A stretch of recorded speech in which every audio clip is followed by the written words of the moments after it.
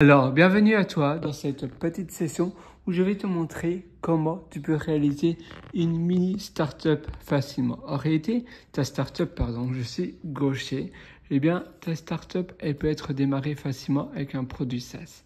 Évidemment, il faut amener des clients. Donc là, on va dire que ce sont les clients, les customers. Voilà, clients avec un S, évidemment. Donc pour ça, il faut des canaux d'acquisition. Par exemple, tu vas avoir la publicité. On va mettre ads, advertisement. Donc, publicité ou pub, on peut mettre, voilà, si tu préfères. Google Ads, Facebook Ads, tu peux avoir TikTok Ads, etc. Et puis, les canaux organiques, ça peut être des vidéos sur YouTube, par exemple. Ça peut être des posts sur Facebook. Tu peux aussi avoir de la publicité Facebook, mais je trouve que ça fonctionne moyennement bien. Voilà. Là, donc, ça, c'est tout ce qui est ads, tout ce qui est publicité.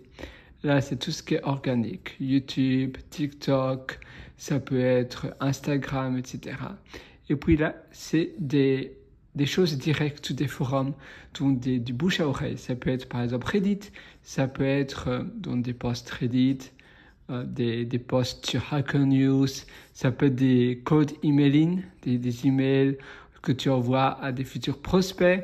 Ça peut être, par exemple, du scrapping, où tu vas aussi trouver des emails, des numéros de téléphone. Tu peux même embaucher un closer, donc quelqu'un qui va téléphoner et qui aura un script que tu pourras créer avec ChatGPT ou autre. Et ce script sera assez convaincant. Et puis là, tout ça, c'est pour amener dans la machine qui sera ici, ton SaaS. Voilà.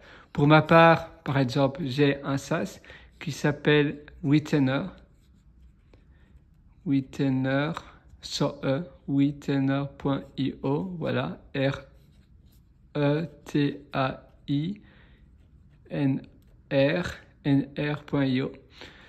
Toi, ton SaaS, ça peut être un SaaS, pour ma part, c'est pour les freelances et pour les agences digitales, les web agences, et surtout pour les freelances en réalité, mais ça peut être des freelances qui travaillent en tant qu'agence. Donc, par exemple, pour ma part, j'ai une agence de freelancing et j'ai également 2 personnes qui travaillent avec moi. Ma copine et un très bon collègue, un ex-collègue qui est revenu rejoindre l'aventure à temps partiel pour l'agence freelancing. Et maintenant, on s'occupe de retainer.io. Pour toi, ton SaaS, ça peut être tout différent. Ça peut être un SaaS, par exemple, de vente d'habits, de vente de choses comme par exemple des housses de couette. Donc ça peut être de vente par exemple pour promener les chiens.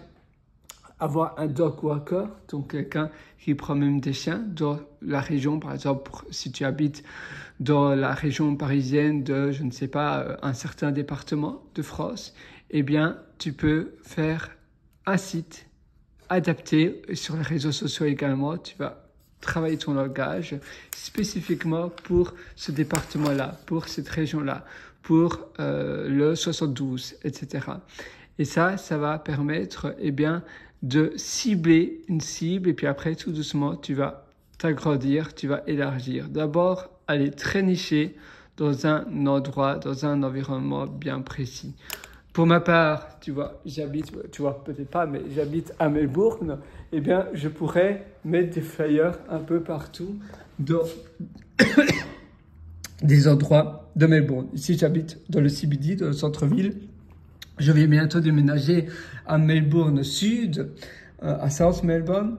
Donc, je pourrais aussi cibler South Melbourne, Docklands. Je pourrais cibler Melbourne Nord, je pourrais cibler South Bank, tu vois, je pourrais cibler des petites parties de Melbourne, même si ça c'est encore tout à fait près du centre-ville de Melbourne, mais je cible petit à petit des régions. Et comme ça, je ne vais pas m'éparpiller partout, je cible des micro-parties pour d'abord, augmenter ma cible pour pas m'éparpiller partout. Parce que c'est un peu comme si au lieu d'arroser une plante où tu vas arroser la plante et rien que la plante, si tu arroses toute la terre un peu partout, tout le terrain, tu auras des mauvaises herbes qui vont pousser autour de la plante parce que tu vas tout arroser et ça va dévorer la plante et finalement, à la fin de 3 semaines, 1 mois, la plante elle sera par terre, elle sera plus trop vivante parce que tu auras même contribué à avoir davantage de limaces, davantage de mauvaises herbes, davantage d'autres choses et finalement la plante tu l'aurais délaissée en voulant tout faire, en voulant arroser tout le terrain. Donc il faut bien toujours limiter ces actions à qu'est-ce qui est la cible la plus importante. Eh bien, dans le marketing, c'est pareil. Chez nous, eh bien, c'est exactement pareil. J'ai mon SaaS. Comment je peux cibler rien que mon SaaS? Voilà, ça c'est une flèche hein, et rien d'autre. Donc voilà, ça c'est ton SaaS et rien d'autre. Et comment je peux obtenir un marketing de qualité en ciblant ma population cible? Pour ça, je dois avoir un avatar, donc un profil client, un persona, on peut aussi appeler ça, un persona, un avatar. Comment je cible, de quel langage je dois parler à mes clients? Quel est mon avatar? C'est par exemple Julie, ça c'est mon avatar fille, elle s'appelle eh bien Julie. Et puis j'ai mon avatar garçon qui s'appelle eh bien Bastien par exemple. Tu vois, Bastien et Julie, eh bien comment ils peuvent faire bien les choses? Pourquoi ils veulent avoir mon service? Ce sont deux freelances. Julie, elle est freelance en graphisme jeux vidéo. Donc, elle aime bien tout ce qui est jeux vidéo, manga, etc. Et Bastien, lui, il préfère le web, préfère le développement web, il préfère les choses beaucoup plus ciblées sur les développements d'applications et de web, mais front-end. Donc, il n'est pas trop back-end, il n'est pas trop technique, mais il adore créer des développement de design et autres et faire plaisir à ses clients. Tous les deux, ils adorent, eh bien, ils sont assez perfectionnistes et ils adorent faire plaisir à leurs clients. Ils veulent donner le meilleur du meilleur à leurs clients, donc aux personnes où ils vendent leurs services. Évidemment, ils sont débordés avec tout ce qu'ils doivent faire en tant que freelance et ils cherchent une solution. Et la solution, eh bien, c'est Retainer.io qui va pouvoir faire tout à leur place, c'est-à-dire paiement, ça veut dire opération, ça veut dire workflow, ça veut dire communication avec les clients. Et ça, c'est la plateforme pour eux, la plateforme idéale qu'ils attendaient. Et donc, qu'est-ce qu'ils ont? Ils sont sur quels réseaux sociaux ils traînent le plus souvent? Eh bien, ils sont souvent sur Fiverr. Donc, peut-être que je pourrais faire de la publicité sur Fiverr parce qu'ils cherchent des clients là-dessus, sur Upwork, donc Upwork c'est notre plateforme. Upwork c'était ma société précédente d'ailleurs, tu peux voir le t-shirt que j'ai encore, mais ça n'a rien à voir avec ce qu'on parle. Donc ils sont souvent sur ces sites-là, ils sont pas souvent sur les réseaux sociaux. Donc ça c'est le problème à part les réseaux professionnels. Par contre ils sont souvent sur LinkedIn. Donc je pourrais cibler, eh bien c'est-à-dire que ma cible pour Retainer elle est souvent sur LinkedIn. Donc, comment je peux cibler davantage LinkedIn? Faire des posts, pas mal travailler donc ma présence dessus en tant que CEO, en tant que fondateur de Retainer. Je peux faire des posts, etc. De la publicité aussi. J'avais essayé de faire de la publicité. Ça n'a pas très bien fonctionné, mais peut-être que je devrais faire différemment. Je pense que surtout les posts organiques, ça fonctionne davantage. La publicité LinkedIn, je déconseille, du moins en ce moment, c'était pas terrible. J'ai même mis ma page Retainer.io en version pro et ça coûte une fortune, ça coûte dans les $158 par mois et ça n'a rien donné, mais vraiment, ça n'a rien donné. Moi, je ne conseille pas d'avoir la page LinkedIn pro. Même les profils perso, ça donne pas trop. Ça donne pas énormément de résultats à part que tu peux envoyer des messages à tout le monde. Mais les pages professionnelles LinkedIn, même s'ils disent que le reach, donc le reach, c'est les posts que tu crées à ta page pro ont un reach plus élevé, c'est-à-dire qu'ils sont davantage vus un peu comme les tweets sur Twitter, sur X. Eh bien, si tu as un compte pro, ils vont être mis plus en haut que les messages des comptes qui sont pas pro. Mais moi, LinkedIn, ça m'a rien donné. Je peux aussi augmenter ma présence sur X, par exemple. Ça aussi, eh bien, ça peut être une option éventuellement Voilà, je greffouille pas mal, mais c'est pas grave. Donc tu vois, tu as plein de possibilités comme ça que tu peux réaliser pour ta startup. Donc moi, ici, c'est vraiment l'étude de cas de ma startup Wittenner. Et avoir un avatar, ça aide parce que je sais pour qui je crée mon message. Et donc, quand j'ai mon avatar et je me dis, voilà, ça, son genre, c'est F ici, ça c'est Julie. Elle est célibataire, elle adore son métier, elle adore délivrer un service exceptionnel à ses clients. Elle adore son travail aussi, mais elle est débordée. Comment je peux l'aider? Eh bien, Wittenner, comment Wittenner peut l'aider? Elle est très peu souvent sur des réseaux sociaux, seulement LinkedIn. Bastien, lui, il est un peu plus sur X également. Donc ça, c'est moi qui j'ai identifié. Ces deux amis auraient été François et Julie et Bastien. Et Bastien, j'ai remarqué qu'il était plus souvent sur X. Évidemment, ton avatar, il doit pas nécessairement être des amis que tu connais bien, mais ça doit être des avatars vraiment cibles de ta profession, de ton métier, du domaine où ta startup se trouve. Et donc, tu vas créer comme ça un persona spécifique en tant qu'utilisateur futur de ta startup. Quel est le type d'utilisateur? Pourquoi cette personne-là va utiliser ta startup? Et connaître comme ça et construire des informations sur ton avatar idéal, donc l'utilisateur idéal de ta startup, ça permet de centrer ton énergie, de centrer ta communication. Tous les messages, tous les communiqués de presse, je les fais pour Julie et Bastien, tu vois.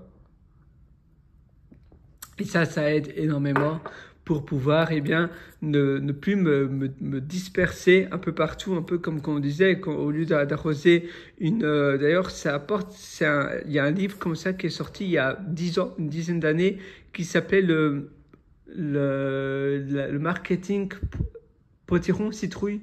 Pumpkin marketing. Pumpkin marketing, c'était du marketing, citrouille, où l'auteur du livre disait qu'au lieu d'arroser toute la terre partout, il faut rien qu'arroser la pumpkin, c'est-à-dire la citrouille, pour que la citrouille puisse, sortir de terre, puisse grandir. Mais si tu arroses tout le terrain, la citrouille, elle n'aura pas suffisamment d'eau et tu vas arroser davantage les mauvaises herbes au lieu d'arroser la pumpkin.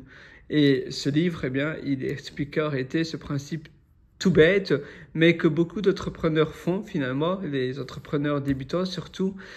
Ils veulent s'occuper de tout, ils veulent tout faire et finalement tu fais rien parce que tu ne centres pas ton énergie sur l'essentiel. Au lieu de vraiment baser ton énergie, centrer ton énergie sur l'essentiel, d'accord, mais qu'est-ce que je peux vraiment bien faire pour mon client? Donc toi, c'est ça que tu as à faire, c'est centrer ton énergie sur la création d'un produit parfait, mais surtout le marketing où se trouvent tes clients. Parce que si ton service est parfait, ça c'est le problème typique des ingénieurs, ils font le meilleur des produits, mais il n'y a personne qui l'utilise. C'est un peu comme faire la meilleure pièce de théâtre, mais s'il n'y a personne de la salle de théâtre, le théâtre il est vide, il est où l'intérêt? Il n'y a pas d'intérêt. Donc il faut vraiment se dire, voilà, comment je peux avoir des personnes qui viennent voir ma pièce de théâtre parce qu'ils sont vraiment intrigués.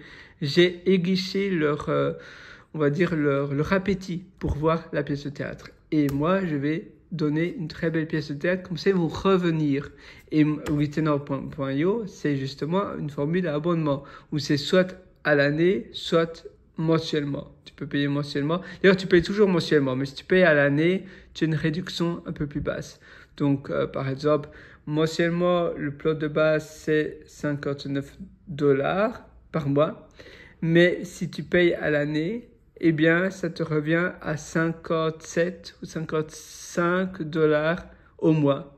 Mais évidemment, je vais te charger à l'année alors. Je te prendrai à l'année. Donc, ça fait 55 x 12. Tu vois, 55 x 12. Ça aussi, tu peux proposer cela parce que ça te permet d'avoir la garantie que quelqu'un qui va déjà payer upfront, ça veut dire en cash sur un an, donc sur une année à l'avance. Parce qu'au mois, souvent, ils vont rester 1 mois, 2 mois, 3 mois, et puis après, à un moment donné, leur carte bancaire va être refusée, il n'y aura plus suffisamment de fonds, elle sera périmée, elle sera expirée, et donc c'est assez dur de récupérer à nouveau les détails de la nouvelle carte bancaire de la personne, de l'utilisateur, et finalement tu dois annuler l'abonnement. C'est pour ça aussi que c'est très important de produire un service de qualité pour que l'utilisateur l'utilise tous les jours, ton SaaS, et ainsi il va directement renouveler ses